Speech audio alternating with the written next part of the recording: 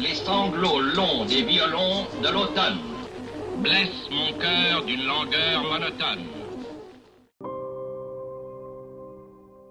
Je reviens encore là-dessus en laissant de côté ce terme de héros. On attendait pour voir ce qu'allait être, ce qu'allait donner l'évolution des combats, etc. Mais il y avait c'était un peu le côté aventure. C'est comme ça que vous le ressentez? Les paras, c'était le summum de ce que l'on pouvait espérer. Ces couleurs, bleu, blanc, rouge, elle était vraiment avant tout fleur de chez nous. Ba-da-ba-ba-ba. Ba-da-ba-ba-ba. Da-da-da-da. Ba-da. Ba-da-ba-ba-ba.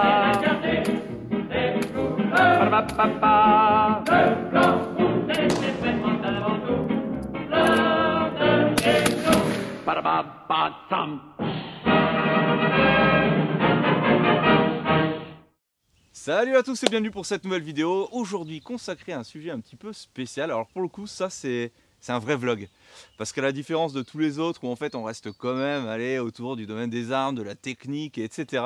Là aujourd'hui on va complètement changer de sujet et on va se lancer dans un sujet que j'affectionne particulièrement, et vous l'avez vu dans le titre de la vidéo, les SAS français, mais pas ceux de 2021, pas du tout, plutôt ceux de 1944. Et pour ça, eh bien, j'ai tout simplement le plaisir d'accueillir un potos à moi qui est comme moi, féru d'histoire et qui va un petit peu nous aiguiller là-dessus. Pourquoi? Tout simplement parce qu'on a tendance à dire ouais, mais anciennement c'était différent. Alors est-ce que finalement ces SAS français de 1944, dans le choix de leur matériel, dans la façon d'être, dans tout en fait finalement, est-ce qu'ils étaient proches de ce qu'on est aujourd'hui, de ce que les soldats sont aujourd'hui, ou alors est-ce qu'ils étaient complètement genre à côté de la plaque et qu'on pourrait absolument pas transposer depuis la Seconde Guerre jusqu'à aujourd'hui? Eh bien, je t'en prie, viens dans le champ. Salut quoi. Ça va? Ça roule ou quoi? Impeccable. Super, merci beaucoup pour le prêt de cette jolie automobile du coup. Est-ce que tu pourrais... Alors je me permets, je m'assois dessus et tout. C'est une Jeep Willys, une vraie, mais qui a été utilisée par l'armée française après-guerre, donc on l'a laissée dans son jus.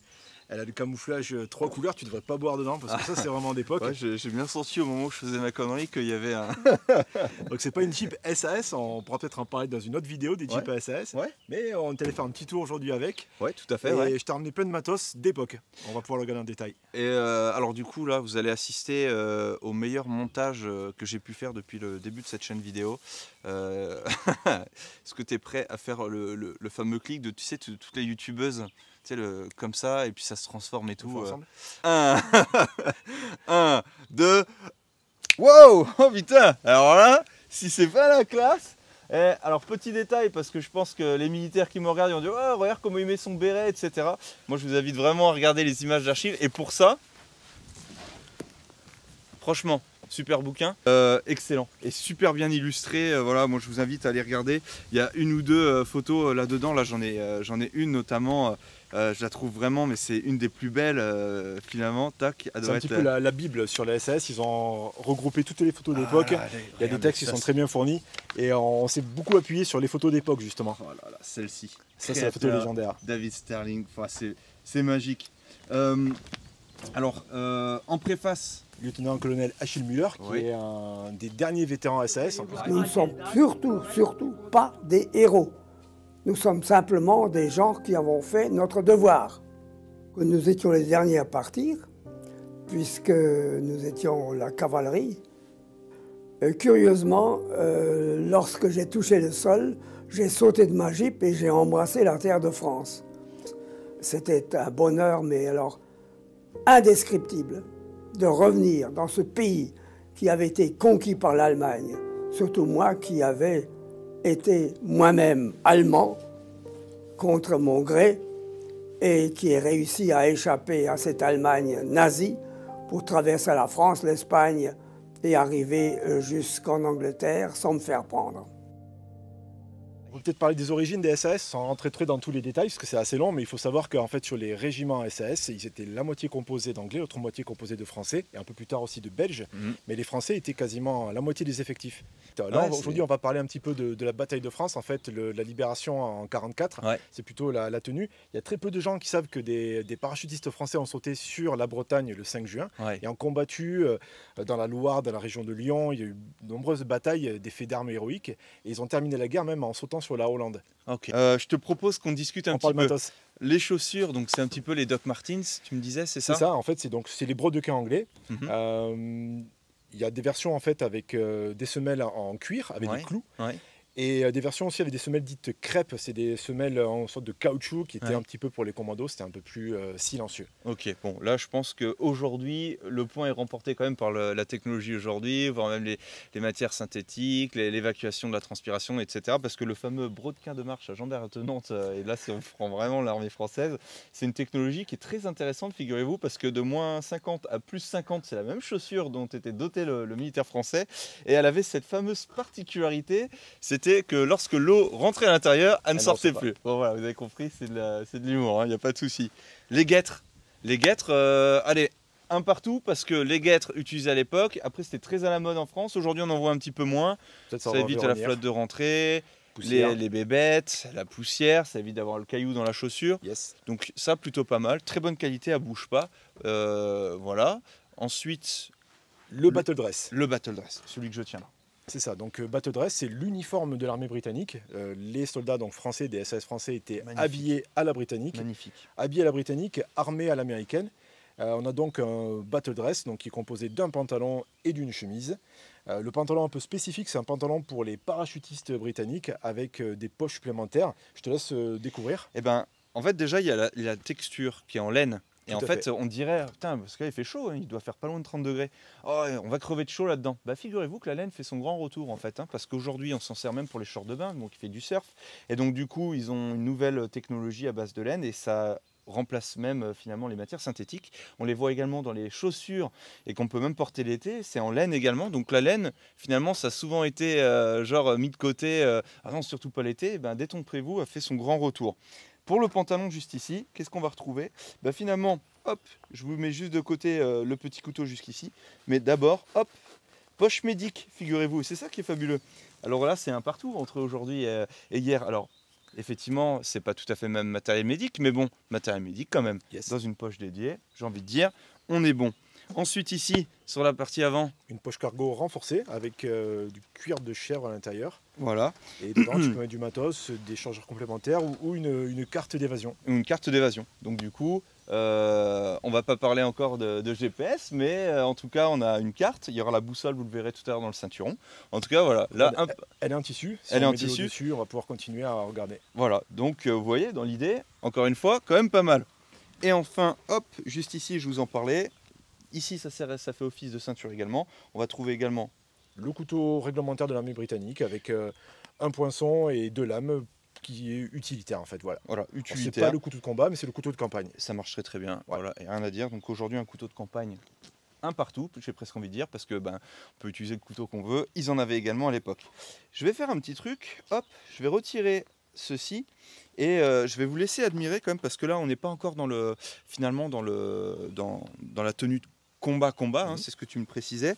Je vais retirer le ceinturon juste ici. Alors ceinturon, vous verrez tout à l'heure le ceinturon de combat, toc, de cette façon. Et hop. Est-ce que tu as chaud dessous ou ça gratte? Franchement non, ça gratte un peu. On va pas se mentir, mais par contre... Là il fait combien il fait on est 28 degrés 20, ouais, on doit pas être loin de 30 degrés, hein, je pense, hein, du coup. Et regardez bien, toc, je retire la veste. On est à peu près dans les mêmes conditions puisqu'on est en juin 2021. Ouais, c'est vrai. Donc ils sont, finalement, on peut établir vraiment le lien, quoi. Et regardez un petit peu ça. Donc déjà, hop, la veste qui est très très belle avec les attributs. Est-ce que tu nous parlais un petit peu des attributs qu'il y a dessus? Ouais, tout à fait. Donc on a des attributs, on va dire, d'un vétéran déjà en 44. Donc il y a ici le Pégase, le titre France, qui permettait de distinguer. Ensuite, on a le superbe brevet français avec la croix de Lorraine. Ouais. Et ici, une particularité, c'est ce qu'on appelle des ailes égyptiennes. C'était, on va dire, un brevet qui était donné au bout de 6 missions pour un parachutiste français. Donc déjà, on va dire qu'ici, c'est un vétéran des campagnes de Libye qui porterait cette veste en en 44. Et alors du coup, pour les Alsaces, parce que ça on peut considérer que c'est les Alsaces également, On appelle ça des ailes égyptiennes. égyptiennes, parce que justement, a priori, selon l'histoire, c'était une fresque Dans un bar en au Égypte, Caire, c'est au ça. Caire, Où voilà. étaient stationnés Stirling et les créateurs du SAS. Donc voilà, avec les deux couleurs, parce que les deux qui ont finalement dessiné cela Bien. faisaient de l'aviron à Oxford et à Cambridge. Bon, toi, tu as bien lu l'intro hier soir. Et en plus de ça, je suis très intéressé. C'est vraiment quelque chose qui m'intéresse énormément. Superbe. Honnêtement, c'est une pièce que je trouve une certaine classe. Et le béret maintenant. Le béret, ils n'avaient pas ce béret-là tout au début. Tout à fait. Donc le premier béret, d'abord on a un calot qui est un calot réglementaire avec les ailes SAS en 42-43. Ensuite en 44, on a un béret de tankiste qui est noir, Ouais. un béret noir, avec, on le regardera tout à l'heure, avec donc le brevet para anglais et la couronne du roi qui était, au-dessus des ailes et qui est sectionné. ouais. Donc c'est, on va dire, le brevet français typique. Et la Et manière ensuite, de le porter, finalement, la manière de le porter, le béret, parce que là, du coup, que ce soit le béret tankiste ou celui-ci, Aujourd'hui, on a tendance à le porter peut-être devant de façon un peu plus agressive. Et à l'époque, on a vu sur les photos, il le portait un petit peu à l'arrière. Alors, Ouais. je ne sais pas pourquoi. bah, du coup, on le porterait aujourd'hui, le béret, plutôt là, l'insigne, comme ceci, et plutôt porté, voilà, comme cela, plutôt. Ça serait plutôt comme Là, ça qu'on le typique, porterait. ouais. Voilà. Porte bien d'ailleurs. Ouais. En tout cas, voilà, ça c'est très Alors, très beau. le ça, béret c'est amarante, en magnifique, fait, quoi. il a été en dotation à partir du 11 novembre 1944. Ok.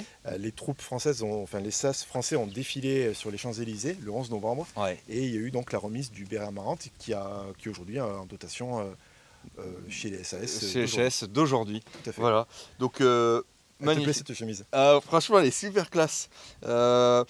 Chemise Artex, donc ça c'est des chemises légères de l'armée britannique. Les Britanniques étaient déployés en Inde et c'est des chemises que les troupes d'Inde avaient déjà sur elles avant le Ok. second conflit mondial. Et c'est de l'Artex, on regardait la coupe, elle est vraiment super bien faite et ça c'est vraiment une chemise d'époque et elle est vraiment magnifique. Ok, Lac. Est-ce qu'on passerait pas maintenant à la tenue de combat? C'est parti. Allez-y. Bon, et bien ça y est, je suis vraiment en tenue de combat et là je pense que tu vas pouvoir un petit peu m'éclaircir un petit peu tout ça parce que concrètement, je connais des vestes qui sont très similaires, qui étaient un peu les vestes, tu te souviens, celles un petit peu après 2000, là, les fameuses vestes guérilla un petit peu remplies de poches, etc. Ça me rappelle un petit peu ça. C'est la Denison Smoke, Ok, c'est la veste des parachutistes britanniques. ok, Qui a été inspiré par les parachutistes allemands. Là, Ok. on a la veste britannique que portent les Français. Ils ont rajouté le titre France, en France, fait, ouais, tu vois, dessus. ici, avec le camouflage vraiment typique. Cette veste, il y a plusieurs modèles avec des zips ouverts ou pas. On a la queue de castor derrière qui vient en fait permet pour le saut, tout fermer justement. tout le saut. Mais c'est la veste qui permettait de se camoufler et d'avoir un emport. Donc tu as 4 poches. On va passer après au sujet du ceinturon et vous verrez, vous aurez sans doute quelques surprises. On peut remonter là, du coup on En va haut, voir. donc on a le filet barracuda Ah autour. oui, le filet barracuda juste ici, bien évidemment. Donc voilà, ça Tac. va protéger Ouais. déjà aussi des intempéries, mais aussi ça fait un camouflage supplémentaire. Tout à fait. en passant Par sur- exemple, on voit sur des photos d'époque, en particulier en Hollande, le filet posé sur le béret. Ouais, Un peu à l'israélienne, là, Ouais, ça, c'est fait, vrai. ça casse un petit peu la forme, ok, donc ça fait un camouflage supplémentaire. excellent. Et ensuite, le Le casque. casque britannique, Hop là. casque lourd, avec Ok. voilà, modèle avec sangle en cuir. On a aussi des sangles en web, rien à dire dessus. Il y a un filet additionnel dessus. Ouais. Et je pense qu'on n'a rien d'autre à dire dessus. Donc en fait, au final, on n'est pas si loin. Il y a près de 80 ans quand même entre les deux Comment tu le époques. trouves léger ou lourd? Bah franchement, je trouve pas ça lourd, moi. hein. On pourra regarder aussi peut-être l'intérieur, par contre, qui est un peu rustique. Hein. Ouais, qui est un petit peu rustique, ouais, effectivement. Non, je trouve pas ça non plus. Non, je pense que bon, aujourd'hui, un casque est équipé avec des JVN, des contrepoids, des batteries, des machins. Il fait son pesant de cacahuètes, pour ainsi dire. Ok, Lac. Alors du coup, hop, on a parlé ici également du filet. Et maintenant, on va pouvoir parler également du ceinturon. Je te laisse le lead. Eh bien écoute, ici porte-chargeur sur les côtés, on va aller voir bien en zoom avec des inserts. Oui, effectivement, à pression. Aujourd'hui, on pourrait peut-être trouver du velcro. Cela étant dit, il n'y a rien de particulier. Je veux dire, c'est une poche, d'accord. Ils n'avaient pas pensé à l'évacuation voilà, pour l'époque, en tout cas, de l'eau. Mais bon, ça reste une poche pour transporter finalement, parce que là, c'est plus du transport du port au vu là, de ce que je vois. Mais sur le côté, à l'opposé de l'arme de poing, j'ai envie de dire, jusqu'ici, rien à On dire. va regarder sur les photos d'époque, ils sont toujours bien positionnés. Ouais, les franchement, endroits aussi, qui préconisent. jusqu'au niveau de l'os iliaque. La matière. La matière, c'est ce qu'on appelle du webbing, c'est un tissu, qui est assez épais mais qui est souple, relativement souple. Et en fait, on regardera des gros plans, mais on peut prépositionner les poches là où on veut. Alors, c'est pas du molle, mais il y a en fait un système d'agrafe qui permet en fait de le prépositionner à quasiment chaque centimètre. Donc comme quoi? C'est-à-dire que même à l'époque, il y a près de 80 ans, on avait encore la possibilité finalement d'adapter, de personnaliser. Donc vous voyez comme quoi en fait au final. Ici, boucle de ceinture, bon ça vaut ce que ça vaut, il n'y a pas de souci, hein, on ne va pas pouvoir faire des travaux de corde dessus. Moi, ce qui m'impressionne ici, c'est le holster. Parce que le holster, finalement, encore aujourd'hui, 2020, 2021, on peut voir des gens qui arrivent sur les pas de tir avec oh zut, quand j'essaie de dégainer, mon holster il remonte. À cette époque-là, ils avaient déjà les sangles comme ça, justement pour éviter que le holster ne remonte. 80 ans en arrière. Alors, donc finalement, quand on croit tout inventer... Le holster, ça reste quand même pas de la bidouille, mais c'est pas un holster qui est fabriqué comme ça. Les Français, en fait, l'avaient complètement adapté. À la base, c'est un holster web qui est en dotation. Il est censé être monté beaucoup plus haut au niveau de la ceinture. On a vu hier sur les photos qu'il le portait des fois aussi en inversé. Mais là, il y a une configuration qu'on voit souvent sur les photos, et qui, je pense, a été devenu très populaire. C'est ici des aiguillettes d'officiers. Ça permettait de mettre une bretelle en fait pour les officiers. Ça n'a rien à faire là, mais ils les ont inversés, ils les ont mis ici, et ils ont comme ça déporté en fait le holster. Et ensuite, ils ont fait passer une sangle pour le maintenir. Et on regardait sur les photos, il y a différents types de sangles en fonction de ce qu'ils trouvaient. Je pense que c'est voilà. Donc excellent quoi. Et puis ils avaient coupé pour justement faciliter la prise en main ferme et définitive de leur arme de poing. Moi je trouve ça hallucinant. C'est-à-dire que 80 ans en arrière, tu avais des mecs quand même qui s'étaient penchés sur ce genre de questions. Et aujourd'hui, quand on croit un petit peu révolutionner les choses, on se dit bah regardons en arrière et vous allez voir, il y a des surprises. Et c'est vrai finalement. Carrément. Et pour terminer sur le holster qui est vraiment typique, je pense qu'il a été développé en 1944. On ne le voit pas en photo en Libye. Ça a été sûrement en 1944 avec sûrement l'emploi des jeeps. Je pense qu'il y avait peut-être une utilisation, on essaiera de conduire avec. Il y a peut-être une utilisation avec l'emploi de la Jeep. Et pour terminer, tu as aussi le GPS de l'époque. Exactement, qui sort tout seul, bien comme il faut. La boussole de l'époque, effectivement. Bref, moi je trouve ça... Honnêtement, j'ai jamais été chercher dans ces domaines-là, ce qu'on appelle la reconstitution, c'est ça? C'est la reconstitution historique. Voilà, moi j'y suis jamais allé là-dedans. Je suis très honoré de porter en fait cette tenue-là, qui est la tenue des anciens, et puis de voir la manière dont ça avait été réfléchi, etc. C'est de l'émotion quand même de porter ça, je trouve. Je peux comprendre les gens en fait qui font ce type de reconstitution, qui vont partir avec des jeeps de l'époque, faire des centaines de kilomètres. Putain, je trouve ça fabuleux en fait. Eh bien, est-ce que tu aurais quelque chose d'autre à rajouter un petit peu tout là-dessus? Non, pour dire que simplement, cette vidéo, on l'a faite suite à une discussion. C'est vrai. On a eu en parlant justement de l'évaluation du matériel. On disait, au final, à l'époque, c'était pas si mauvais que ça. Et on a commencé à récupérer une ou deux pièces d'équipement. Là, on a tout rassemblé pour présenter la vidéo. On espère que ça va vous plaire aussi. Grave. Merci, ce type de format est susceptible de vous intéresser, donc vlog. Moi, sur mon temps libre, comme là, c'est le cas, vous voyez, une petite après-midi ensoleillée comme ça, je prends beaucoup de plaisir à parler d'histoire et puis de faire le lien avec aujourd'hui. Fab, je te remercie énormément pour ton apport sur l'époque. Tu es vraiment quelqu'un qui connaît énormément le sujet. Je ne me voyais pas de toute façon faire la vidéo avec quelqu'un d'autre que toi au vu de tes connaissances dans le domaine. Bon, on va faire un petit peu de Jeep. C'est le démarre. Ça marche. À très bientôt les gars. Bye. Ciao, merci. Allez, temps de finir cette vidéo qui j'espère vous a plu. Bon, vous avez vu, c'était plutôt détendu. C'était pour vous présenter un petit peu d'armement, un peu d'équipement. Eh bien, je vais vous laisser sur ces belles images en train de tirer à l'USM1. Et puis, je vous dis à très bientôt pour une prochaine vidéo. C'est vraiment relou ces armes-là. Vous savez ce que j'en dis, moi? Je pense qu'à un moment donné, il faut passer aux choses sérieuses. Et qui dit choses sérieuses dit évidemment de l'armement qui est tout à fait maintenant adapté aux besoins des forces armées. Et je veux bien sûr dire ceci. Allez, à très bientôt. Ciao.